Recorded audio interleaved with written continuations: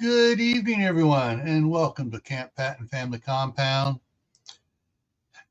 It is time for Friday night on the Homestead, and tonight's topic is a year without a summer. And how's everybody doing out there? All righty, so let's go over to the comments and make sure I said hi to more people come in.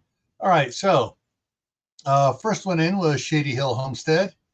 Then Diana 2, she says she's going to catch the replay. Phelan Klein Wolf chimed in with being a member for 21 months. And then said he's lurking. Walt Rogers is here. Prepper for the Ages is here. Tibor's in the house. Susan Gallet is here and lurking. Little Lone Prepper is here. All right. How to get into this here a little bit here. Let me get a drink of water here first. All right.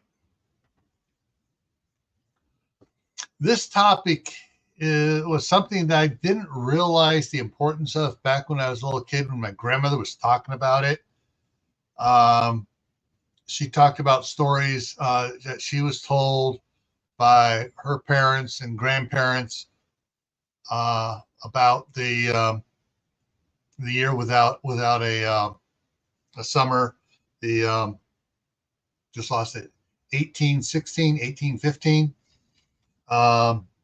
After the one volcano went off in the Indonesia area. Geeky Gardens is here. And he's back in Florida, by the way, folks. If you haven't been watching, you ought to check his videos out. And with the 1816, thank you, Tibor. I've had all four grandsons over here for the last 5 hours or more. So, yeah. Yeah, they've been playing on my nerves here. So, anyways, and so I heard from my grandmother, who heard from her parents and grandparents. Her parents weren't alive then, but they heard the stories from their parents and their grandparents who were alive during it. So, and then I had the family Bible story. It was written, they wrote stories down about the number of people, relatives and stuff that died during it. So, anyways, one of the things about this is like, let's see. After I got married, I was doing some reading stuff, and I found out about that ours, the 1816 wasn't the only year without a summer. There was another one earlier, 1779 to 17. It's going to come up here in the slides here, but it wasn't all over. But it was in the Northeast, and they did not have a summer. That was this summer after froze, after Valley Forge, and so they had that problem. It was still cold then. It was actually colder that winter than it was the winter before. I got this. I'm saying it. At least one just came back in the house. I just heard one coming back in. One of the two younger ones. So anyway, so let's get over here on it, and let me bring up the slides here. All right. So the year 1816 is known as the year without a summer. It affected the entire world and claimed at least 10 million lives. And I got a little squirt here who's not supposed to be in here. I'm on the live stream. You need to get behind outside. Okay. Go play on your scooters with your brothers. Well, so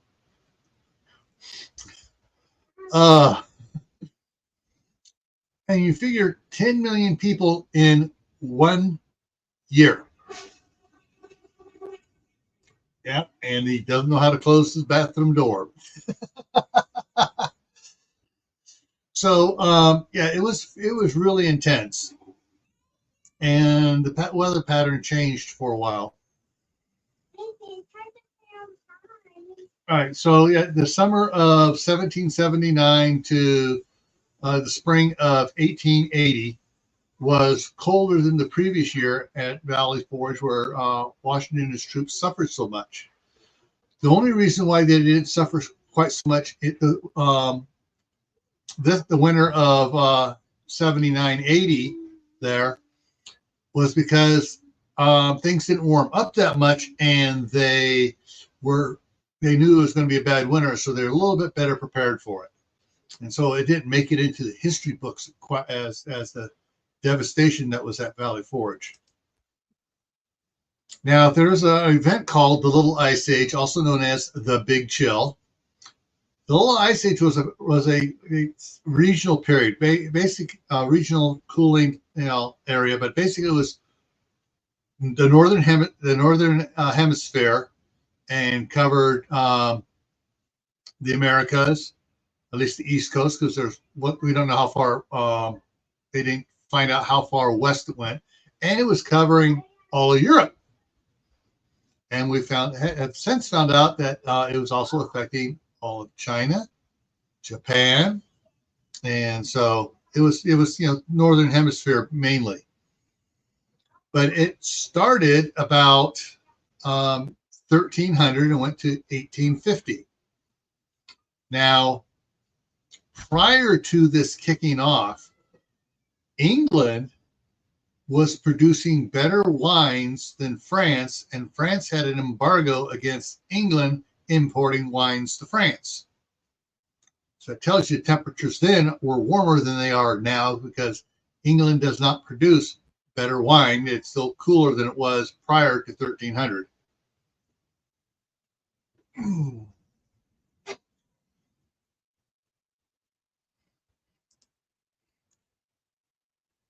I think, and when people think about it, it's going to be their dreadful one too. Oh yeah, it'd be weird to see snow in July down in Florida. Let's see what the next one here is. NASA, with all their tracking and stuff, notes that there were 3 particularly cold period intervals during this time frame, besides the one that started in 1300. In 1650, there was another little cold snap, and it started warming back up again, because it was starting to warm up prior to 1650 from the 1300 time frame. And so they had a little cold snap, and it warmed back up. And then in 1816, it dropped again because of the volcano, and that affected worldwide. And then it started to warm up again. Now, I did as much research as I could with the way things are being hidden. I found 8 documented references, 5 for Egypt, 2 in Greek mythology, 1 in Roman, and not sure. They were, stuff coming out of China that was kind of questionable whether there was 1 or 2. So there may be actually 10 documented ones going back several thousand years, where they've had a year or 2 in a row of extremely cold weather, besides the time frame of the Big Chill, the Little Ice Age. Let's see here.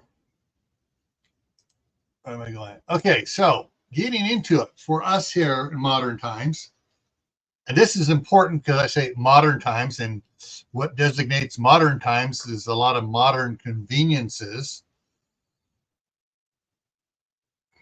So think about it, guys and gals. What do you need to be ready for in a year without a summer? What are the things that are going to be affected? I threw a couple things up here. Gardens, obviously. During the 1816 event, There were plenty of journals here in the United States, being the East Coast, where groups wound up having to, they planted stuff, boom, it got really cold. Started to warm up just a little bit, they planted more, boom, got cold again as the fluctuation went around the globe. Oh, by the way, this is I'm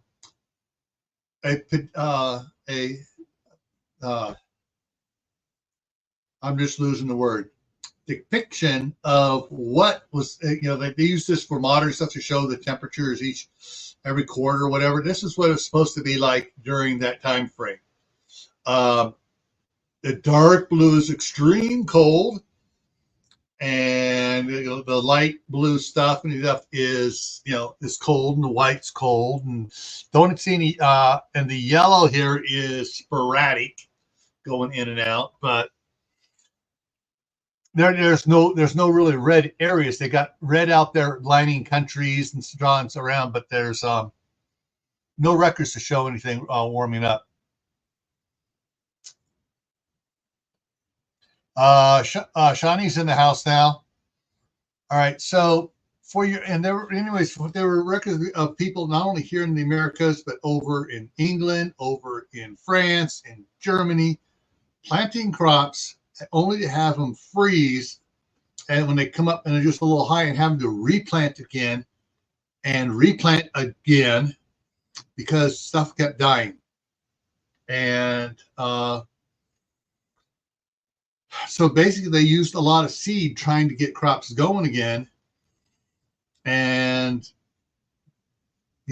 after a couple of crop failures in the 1 year they're trying to get it to go and kept dying, there was a shortage of seed for the following year. Heat, yeah, obviously everybody's mentioned heat so far, about cold and stuff.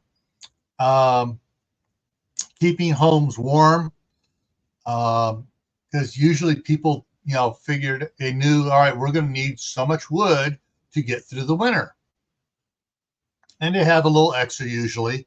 And then when things warm up, they plant, and then they go out and harvest more wood, give it a chance to season for the next winter. And so there was so heat is going to be a problem for us. It's going to be a bigger problem for us. Well, the garden's going to be a bigger problem for us too, because there's going to be a lot of things impacting the farmers trying to grow on the commercial farms. Not many people have personal gardens. Who said cold frames? Somebody said cold frames in here. Prepper for the Ages said cold frames. Yeah, if you have the ability to build a cold frame at the time, great. If you already have cold frames and you use them, so much the better. But there's going to be a problem for gardens or food supply is going to be worse when we get down to near the bottom of the list here.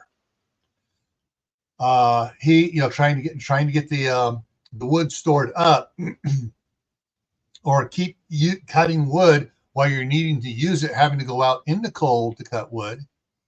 For those that have wood burning stoves, for those that don't have wood burning stoves or fireplaces, you're going to have a problem. I know some people who aren't along our line thinking are going to be saying, well, I got natural gas, it'll just keep me warm all winter. We'll see what happens here.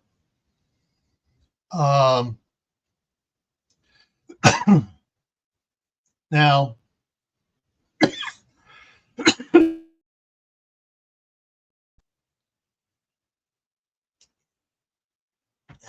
ever since I came back and got exposed to the grandsons earlier this week, I've had a tickle cough developing. It just won't go away. All right. One of the things here to think about, and we're going to jump down to power here. During a year without a summer, which means it's winter year round, that's going to mean there's going to be that much more damage to the electrical grid, power lines. And since certain reservoirs and rivers and lakes and stuff aren't thawing out because it's staying cold, there's going to be less hydroelectric power being produced. There's going to be less solar power being produced. There's going to be problems with power lines being brought down by trees not getting the snow and ice defrosted out of them and just keep layering up, and more trees breaking and more power lines breaking. And so there's going to be more power failures. Fuel systems are going to be impacted. The electrical pumps that pump the natural gas around is going to be affected. The coal mines, which use a lot of electricity to get the coal out of the ground, are going to be affected. So there's going to be less coal to use to run coal-fired plants. It's just going to be a domino effect for something that most people don't think of. Oh, a year without a summer, no biggie. I can do a year without a summer.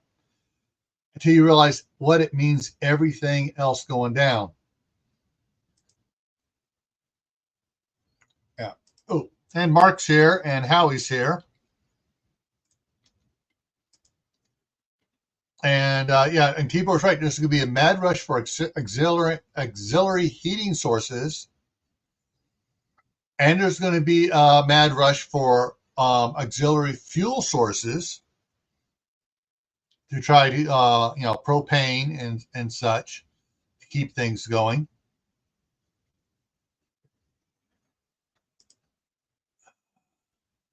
And get stupid things popping up here.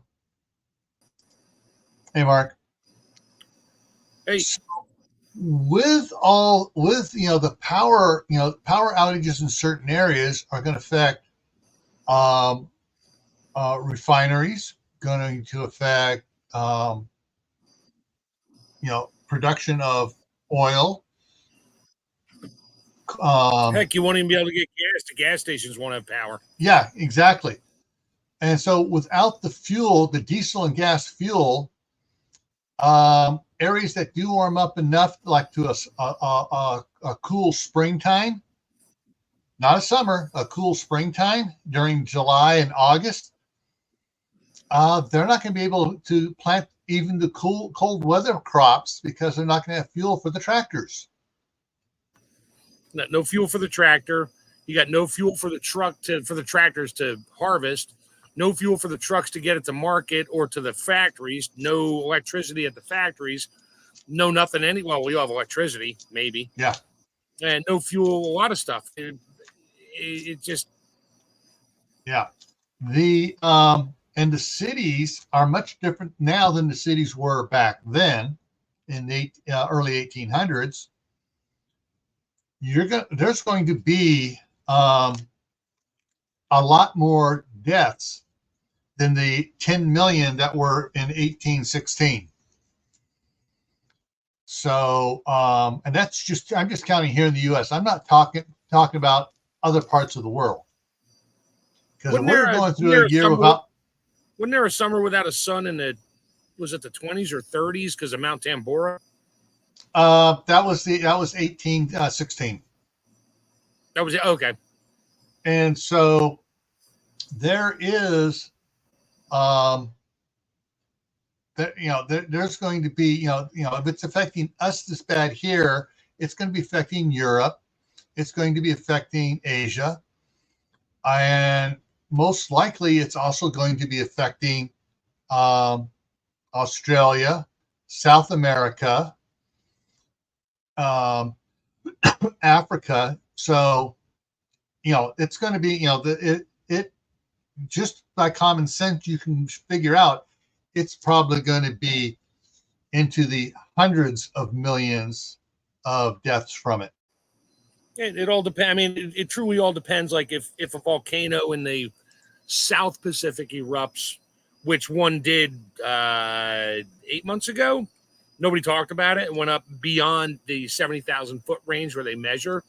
And but that didn't really affect us up here in the United States, but it did affect the southern climates, you know, down in northern South America. And that depends on where the jet streams are and all that, and how much ash goes up and moisture in the atmosphere. I mean, everything is it's contingent upon the weather, of course. You know, once something like that happens and all of a sudden we don't get sunlight, no, it's climate change. It's all our fault. And I'm going to tag on to that and with something else in just a second here. But I also want to mention that so with the lakes staying frozen, rivers and stuff not defrosting, staying frozen and stuff, and expanding over to the southern parts of the country and down even into northern Mexico and maybe farther, don't know. Water is going to become an issue. You know, if those people that have a well pump, there are several of the channels here that are on well pumps, and they have electric pumps, and then they also have manual pumps. Well, those manual pumps get cold. Guess what's going to happen? If the water in them freezes up, it's going to break the pump. Yeah, it depends on how cold it gets and how deep the frost line goes and how long it's No, I'm talking about on surface, because the pump comes up in the surface and you get out there pumping on the surface with it, hand pumping, and that unit freezes up. It's that cast iron piece is going to crack. Sure, you light a campfire all around it and have boiling water coming out of the ground. So now I had the squirrel moment. What was I going to talk about again? Tambora. Okay. Volcano. I just brought in. Okay, yeah. So there are several volcanoes that are on high watch for eruption, and there's some in Italy. There's some down in the Indonesia area. There are some up in activity showing not major ones, but minor ones over on Russia. There are some down around South America. Iceland's got one that just keeps going and going, and exactly. There's always air travel alerts around there. They can't fly the planes because it'll burn out the motors. Mm-hmm. So volcanoes are probably the number one cause of a year without a summer, but there could be other causes too. And I've just been reading some scientific papers out about the asteroid Apophis. That I make sure I get the date right. It's Friday the 13th. I can't remember what month off the top of my head, but it's in 2029. It's supposed to come around again, and it's going to pass between the moon and the Earth. Oh, wait a minute. It's going to pass between most of the communication satellites and the Earth. All right. It's going to be close. And who knows what sort of problems that the gravitational pull of that, and depending where the moon is, no one's been talking about it. If the Earth is here, the moon is here, and it passes between the two of them, that's going to increase the tidal forces of the moon as well. And who knows what it can help trigger. I mean, it could help trigger movement of magma and cause volcanoes to erupt. So how fast is this thing moving? Because if it's moving at hundreds of thousands of miles an hour, it's not going to have enough time, and it's not big enough to cause gravitational issues. They're talking about gravitational issues already about it. Of course they are, but whatever. No, we're not talking government. We're talking some scientists that are poo-pooing the government. How big is this thing? I'd have to look it up. Size of a school bus, minivan? No. Much bigger. And how fast is it going? Yeah, so, hang on here.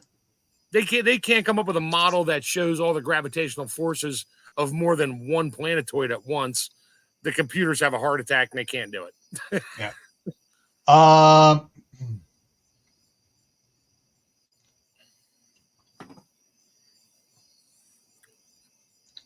okay, trying to look up information here on it. Yeah, we'll send a bunch of guys up in the space shuttle with a nuclear bomb to blow it up, and it'll blow it off course, hit the moon, and knock the moon down onto us, and whatever. Yeah. The radius is 606.96 feet. The mass is 26.99 billion kilotons. So it's the diameter of 2 football fields. Mm-hmm. And it's the orbital period is 342 days. However, it's a elliptical, Yeah. So it's going like this. Really fast. Yeah. I wouldn't worry about that. Would I be more worried about a volcano causing issues than maybe something they told us might hit us to? All right. The date is April 13th, 2029. And that's when it's supposed to make its next pass by the Earth, because the Earth's rotation and Earth's orbit and its orbit won't match up for 5 years. And with all the AI and all the information in that, they should be able to literally pinpoint exactly what it's going to do when. If they can tell us about what's going to happen in 10 million years with the sea levels, they should be able to tell us what's going to happen in 4. The weatherman can't tell us what's happening tomorrow. So they can't even tell within 10 years what's happening to sea levels. Remember, sea levels were supposed to wipe out New York, Los Angeles, San Francisco, all of Florida already.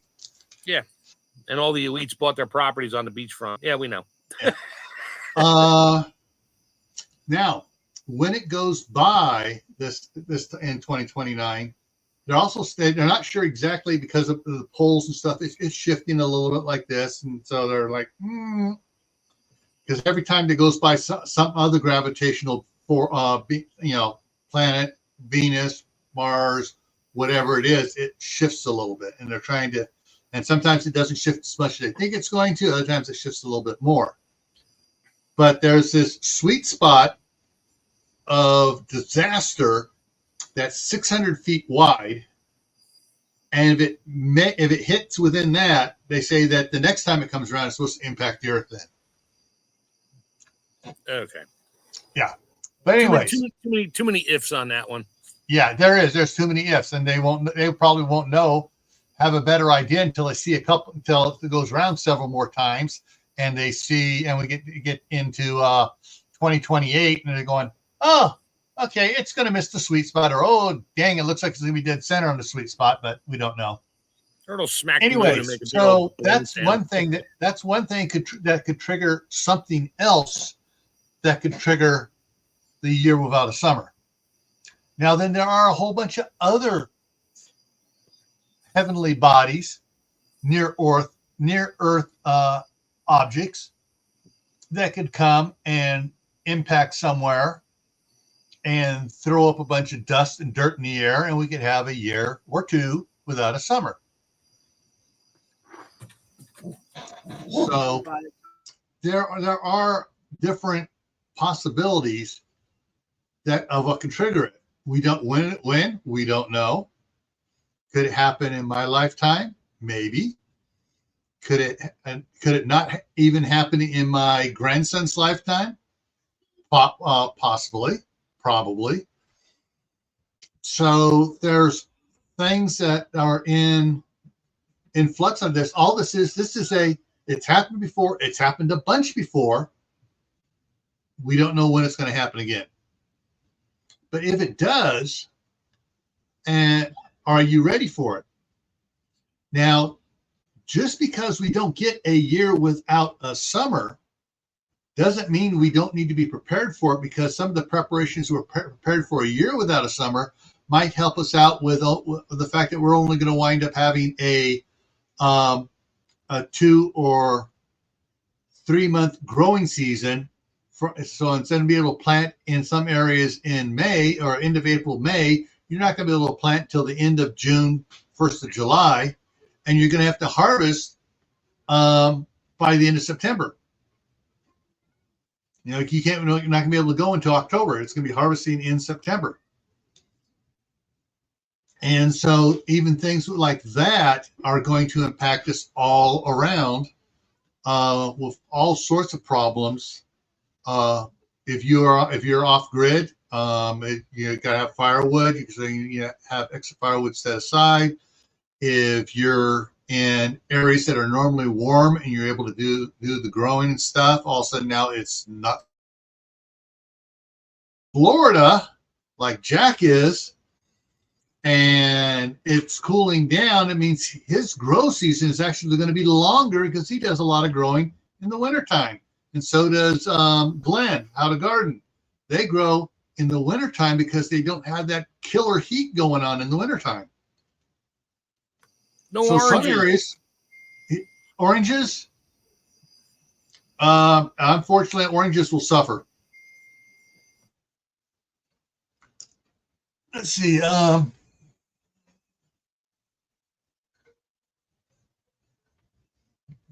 Some want to think about going into space. Yep. I'm reading some of the comments there. Elon Musk wants to get off the planet for a reason. Oh, I think the reason Elon wants to get off the planet is some of the people that are getting themselves elected. Definitely a clown show.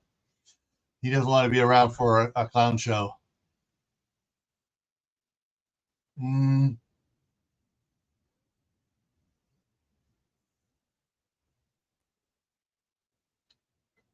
Yeah. So there are a lot of there are a lot of possibilities of it not even having to be a full year without a summer. It could just be a really short summer, a really short growing season. And sometimes it could be just a short growing season for 2 or 3 years. And so that's something, if you're planning for a year without a summer, you have a better chance of surviving short growing seasons, which is why, like Howie was just doing, he was planting cold weather crops all over all the food forests up there on the island there, and just trying to get everything, get more stuff out there. And so you might want to have in your seeds some cold weather crop stuff. And depending where you are, start doing winter crops. I just put some seeds in yesterday for peas to plant some peas. And while I was gone, I had 6 volunteers come up after I harvested all the peas. I got 6 more coming up out there. So fall gardens. It may be a fall garden is your summer garden during these events. Growing kale, snow peas. There's a lot of plants that are cold weather crops. Radishes, root crops. A lot of the root crops are cold weather crops, and that's what you're going to be growing. And the problem is all the people that don't grow food, and now that there's shortages making it to market, that means there's going to be a lot of hungry people, a lot of starving people, and so that's something else you got to deal with.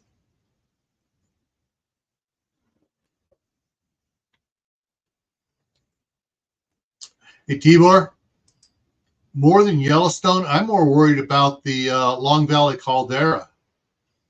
And they've discovered in the last couple decades that a lot of the ash fields they thought were from Yellowstone weren't. They discovered they're from the Long Valley caldera in Death Valley in California. So that super volcano down there in the Long Valley caldera is more dangerous than Yellowstone because it's still active and it's still bubbling, and it's erupted lava in the last 150 years. A small eruption, but it did burp.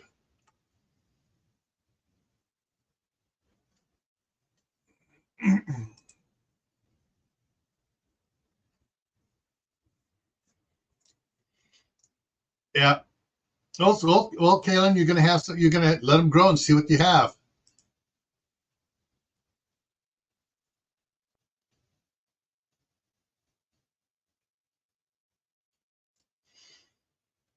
And so, yeah, there are a lot of things to consider about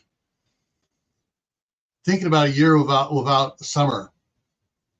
And now I'm going to touch on something else. Kids, next generation, kids that are growing up. Are you saving clothes for them from the older ones for hand-me-downs? Are you repairing clothes? Is it maybe your kids are all grown up, but what about grandkids? So those are some of the things that to consider about what you're going to need to get through a year without a summer. And I got a feeling that it may not be a quote total year without a summer. I think it may be a couple years with a very, very short growing season during July and August. Very short. And not a very warm one either. So yeah, there's not going to be any watermelon or cantaloupe growing. You might be able to get some winter squash to grow. Summer squash, forget it. Might have luck with like I said, root crops, certain type of berries that might survive and do it. So what you're saying is stock up now, preserve everything you can, including freeze drying, and you might make it. Well, just always stock up a little bit all the time. And if it doesn't happen in your lifetime, my wife and I know we're gonna be passing on a lot of food storage onto our kids, because my mom and dad passed a lot on to my wife and I, and that stuff was purchased back in the early 70s, and every now and then we crack open a can and the stuff's still good. Yep. So my kids will be well, whoever's close enough, depending on what happens. Yeah, they'll be set for a while. Yeah. Yeah. We'll be good going along like Jeremiah Johnson in the wintertime from the movie with Robert Redford, dressed up like that, most of the time. And the problem is, if it gets that cold, even if it's not a single year with two bad winters bracketing it, if it's several bad winters with some really short growing seasons, jobs. What's going to be going on with jobs? Man, it won't be any. Wildlife gone. There won't be any food for them if nothing's growing, so they all die. Yeah. Yeah, it's going to be tough. And so, thing is, think about it. That's the whole Todd thing is, this is think about it. Don't go off the deep end in fear porn. Think about expanding your garden. Think about practicing depending on your grow zone, think about doing a fall garden and possibly a winter garden, and finding out what grows during the quote off season that most people don't bother to grow. Usually a lot of people that have a big summer garden, you talk to them and stuff. It's like, oh, I ain't going to worry about a fall garden. I got a bunch of stuff put up to get me through next year. I am so tired. I am so done with gardening, because they're also doing other things as well too. And the thing is, though, they really don't know what they can really grow into the cold season. And that's where hot frames come in. That's where the grow tunnels come in, the insulated grow tunnels over individual rows. That's where growing indoors inside the house comes in.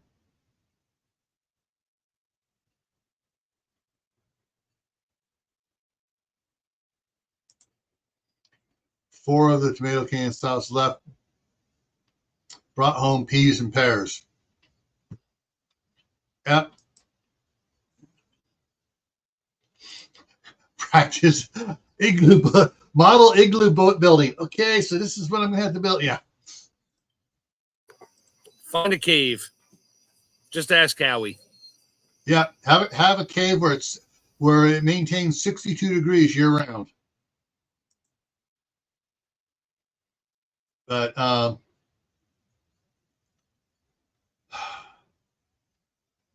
so there are other things that do it. Now I'm going to probably annoy a few people here, but then there's the other thing other scientific field going on saying, all right, we're getting into it. We're the weakening of the magnetosphere. The weakening of the magnetosphere is going quicker and faster. And if that goes and things happen, we could have either super hot or we could have super cold years, or we could, as some scientists are predicting, the Earth is going to do a little shift again with the tectonic plates, loosening up because of the magnetic sphere getting so weak. And anyway, so that's another possibility too. Fry or freeze, yeah. And so one of the things that I'm really glad my wife brought it up, because she wasn't thinking about this stuff. She was thinking about other things, other problems just with the grid. And that's instead of just having chest freezers and stuff full of meat, start canning and freeze drying food. Yeah. Yeah, freeze dry man just below me. Yeah. Check out my freeze dried egg video. Yeah. Yeah. So anyways, yeah, so these are just some of the things I think of that are going to have impact. Those that have chickens, unless they're you have a good shelter for them, you don't have to heat them, but they got to be able to gather together to protect themselves from the cold. Chicken, gotta feed them. Gotta feed them. And the chicken's egg production goes down a little bit in the wintertime. Of course, it also goes down when it's extremely hot too, when chickens are stressed out. Your pets and stuff, is little frou-frou, the cat, going to be an impact on family members surviving by having to feed frou-frou, or is it the little yapper chihuahua? Is that going to take food from everybody else? Yeah, that's one of those things that people going, I don't want to talk about that because that makes me feel bad that I may have to make that decision. Well, any type of severe disaster means you're going to have to do that. But how we put that down there? Biofilm burgers. Yeah. Nope. Pass. Yummy. Yeah. So, and for those that are off grid, have all solar and stuff, that means they're going. Yeah. Granted, solar panels work better in cold temperatures, but if they got snow on them, they don't work hardly at all. Solar panels work better when there's a sun. Well, but they also work better when it's colder. Yeah, and the sun's not blocked by volcanic ash and other sort of things sprayed in the atmosphere. Yeah. Yeah, we said canning. Can what you're growing. Canning. Freeze dry it. Can the meat. Freeze dry extra. I guess the difference is if you have 400 meals canned in jars and I have 400 meals canned and they're freeze dried, yeah, I can pack mine in a truck that doesn't overload it and get the hell out of Dodge. Yeah. I just need water to put it back together again. Yeah, well, where I'm at, I got several years worth of firewood, so I can get the wood burning stove in here going. Means for the shop, I'll actually have to get the wood burning stove that's out there up and running, and then I can grow indoors in the shop. Oh boy, can I grow indoors in the shop! You just better have electricity for your grow lights. I got 21 100-watt solar panels and 15 no, not 15 units, so that's 45 15-watt solar panels. So yeah, I can get the some of that stuff going there. But if there's no sun, they're not working. Come on, let's stay on topic here. Yeah, no sun. But the thing is, we don't know. It may not be that there's no sun is why temperatures are dropping. It could be something. What's it called? The Atlantic recirculation with current, whatever it's called, could stall out, and then that will induce a drop in temperatures for a couple of years. That was supposed to happen like 18 years ago. The Atlantic current, the Atlantic current, and the that whole thing was coming to a stop, and we're all going to freeze to death. And yeah, that never happened. They were talking about the because of the water level rising, but most of the scientists that were studying are going, no, you guys are full of it. It's not going to stop right now. All right, Skinner Farms is here now. Tammy's both Tammys are here, Tammy Harder and Rebel Canners. And so, yeah, there are and different parts of the country will be impacted differently. Some areas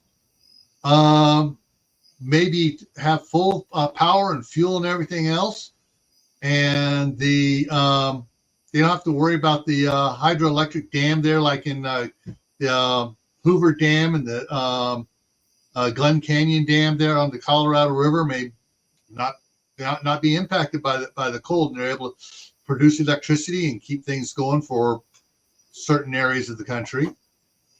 Whereas others may, suddenly, find themselves, overly cold and nothing's working.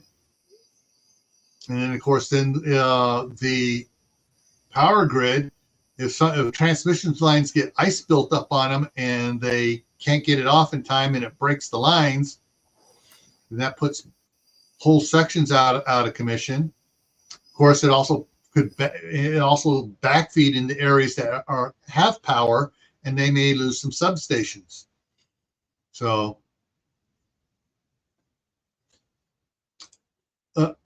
yeah, the Buford Geier is one of them, but there's the other one as well. The Buford Geier is more, if I remember right, is more around the North Pole type one, but the one that actually brings the warm water up from Florida up along the East Coast up into the North Sea, and then brings the cold down along the other side down around Africa, and that I can't remember what it is.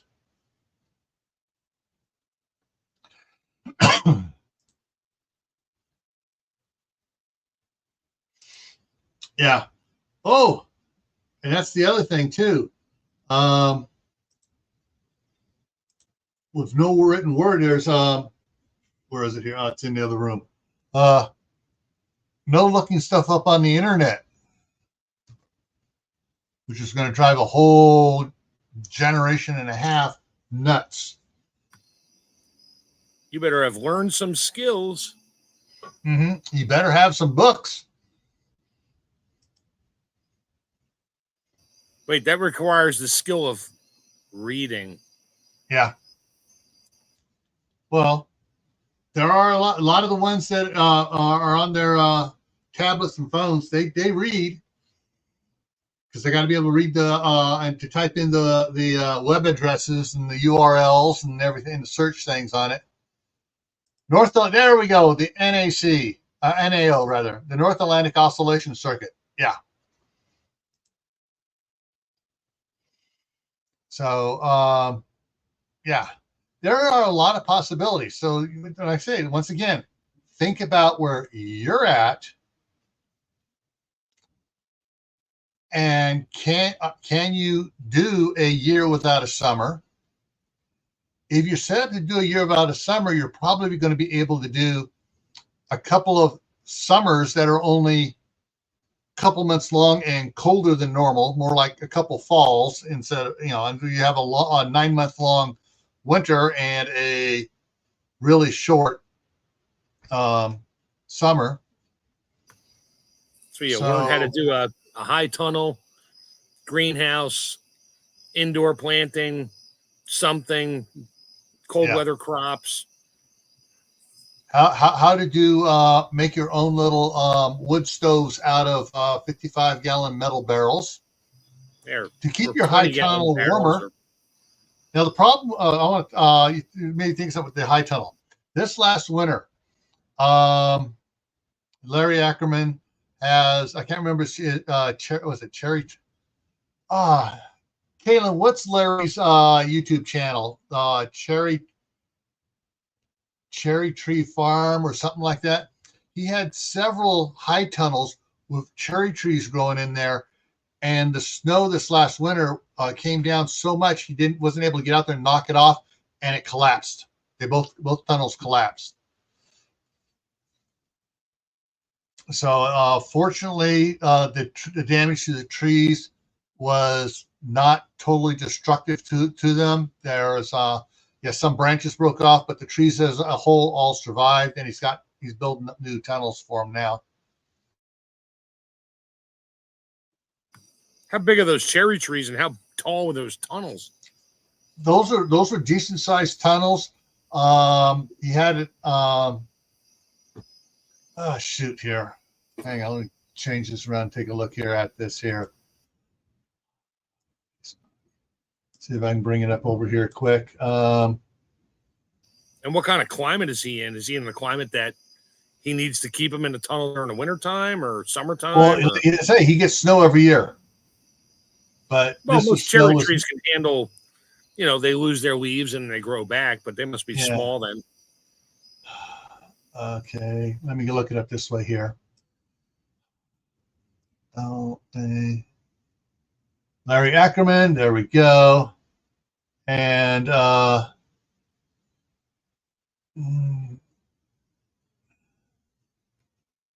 trying to find where he says what it. Okay, all right. Here we go. So let me see if I can. Okay, so I'm going to show some other stuff on his page here, but so these are some of the cherry trees. So he had like 3 or 4 rows in each high tunnel, and then there's more high tunnels over there. So, they're little ones. Yeah, they're like dwarf cherries. Right.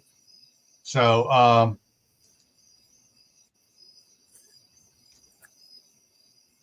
let me go back here, and because usually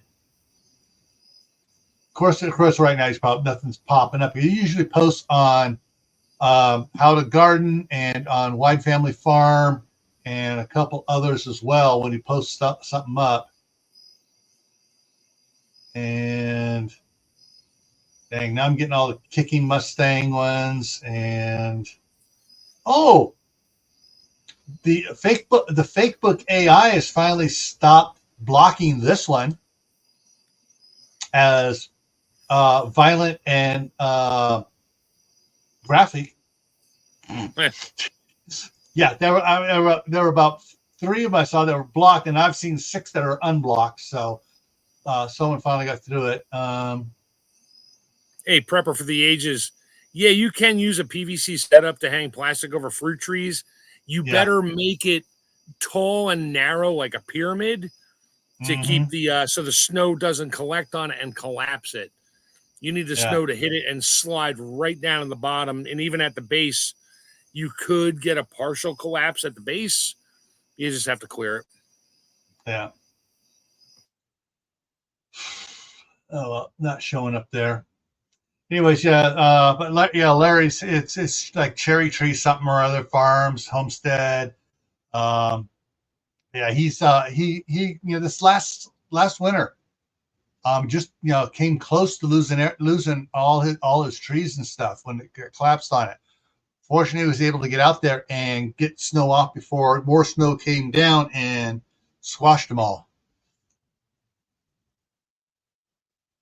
And let's see here. Yeah, prep before the ages. Let me get something else up here for you real quick here.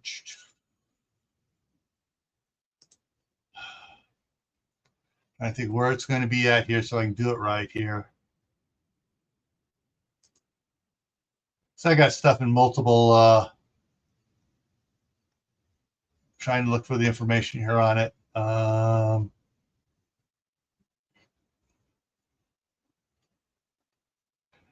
Nope, I created other, did I create a greenhouse one? Yeah, I did. I created a greenhouse wish list. So this little greenhouse here, that's the one that Southern Blessed got one of these. But they showed you get the metal pipe, you get the PVC pipe, you can get the 6 mil film, you can get the 10 mil film, which is really heavy duty. And you got the tape, so you can tape stuff together as you cut it and build stuff. So yeah, you can get stuff for it to make your own. And the guy here in town at the north end of town took cow panels, bent them over, reinforced them with 1-inch PVC pipe, and then stretched the greenhouse plastic over it. And he kept it up year round, and he finally took it down because the plastic started to give way. And I know he's had it up since 2016. So it's lasted 8 years, 7 years at least. And as far as PVC for greenhouse hoops, there's a YouTube channel talking about it, and what they did is they made a jig for how they wanted it bent. They took hot water and put boiling water into the pipe. As the PVC, like the 2-inch PVC pipe started getting soft, they bent it around the jig so it was in the right shape and everything, and drained the water out, saved the water, reheated it for the next piece, and they bent several pieces to the shape they wanted.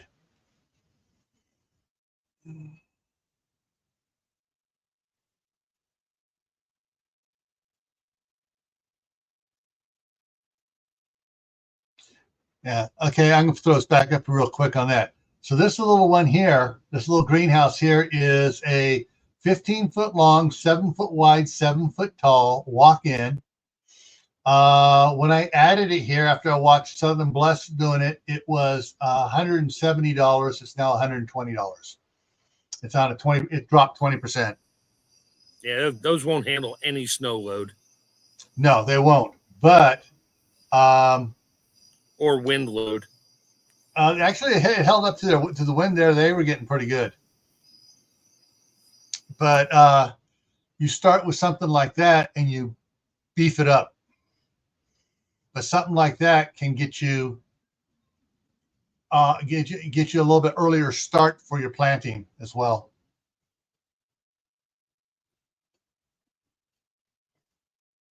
Yeah, and that's the thing is, trying to make sure you can grow something to eat. All right. Okay. Any questions, thoughts? What do you guys see as a problem for you in your area if you wind up having a year without a summer? How's it going to impact your area as far as water, sewer, heat, electricity, security?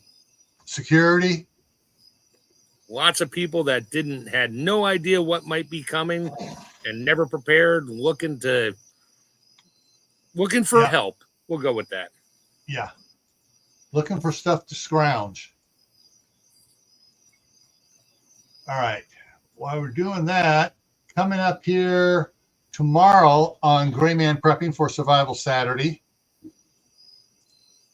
is what's with the vegetables in the stores. We're going to talk about the chemicals being used on them and how it not only affects the vegetables, but how those vegetables then affect humans. Travel problems, supply chain for fuels, getting medical care. Yes. Hospitals are going to be impacted big time because they'll have generators running, heat, some kind of food, maybe. Yeah. But thing is trying to get staff to come in because staff can't, there's no fuel for the staff to drive there. My wife's a nurse. Hospitals, when there's a big snowstorm coming, they tell you to come in ahead of time, and they have rooms there you can sleep in. I mean, they're just bunk bed rooms, and they will make these people just stay there until they finally say, I got to go home to my family and leave. Yeah. And that's the thing too, if the hospitals, there are a couple of hospitals that have plans in place that I worked with where they will put the people on like fireman schedules. All right, you're in here for 3 days or 3.5 days. Then you go home for 3.5 days and you're back for 3.5 days.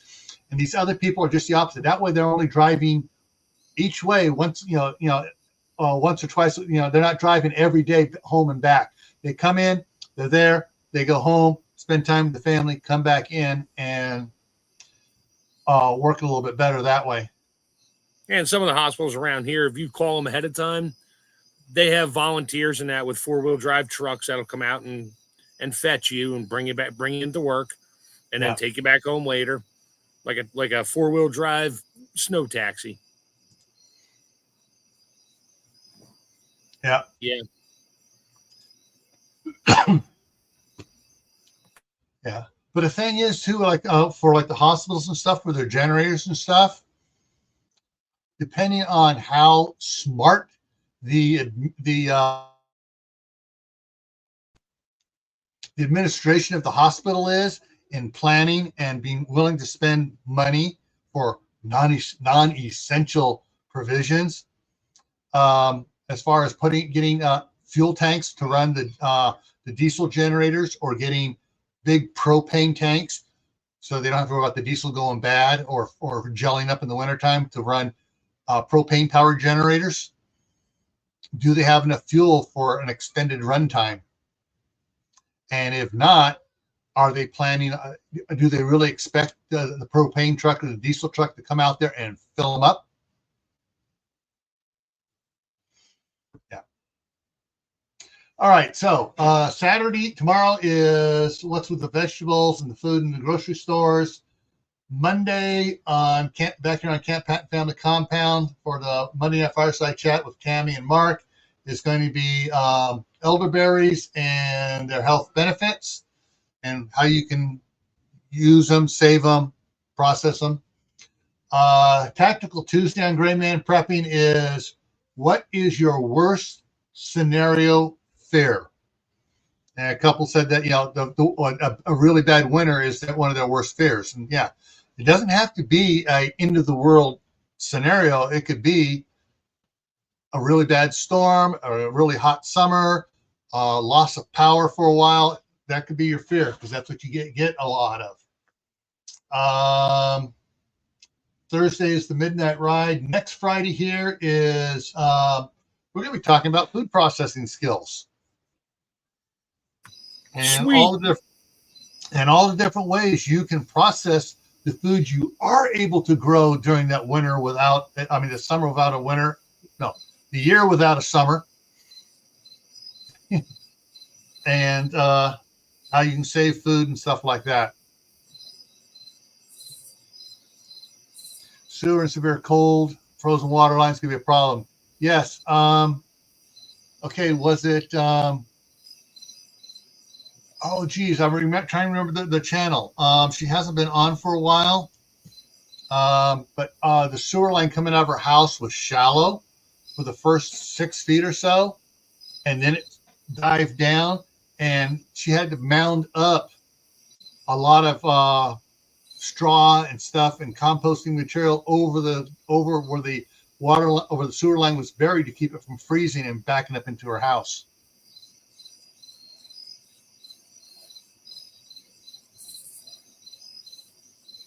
Yes, exactly.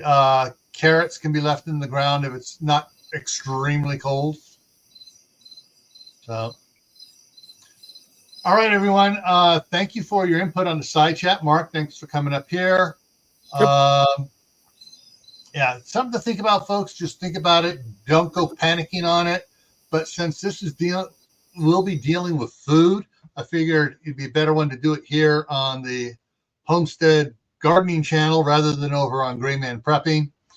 And so get people thinking about it. Yeah, think about it. Think of little steps you can make to don't go out hog wild. Just little steps, little things you can do to deal with extremely cold winters, late starting summers, early falls, whatever, or just a no summer year. All right, everyone, take care, and hopefully we'll see you tomorrow over on Gray Man Prepping. Have a good night.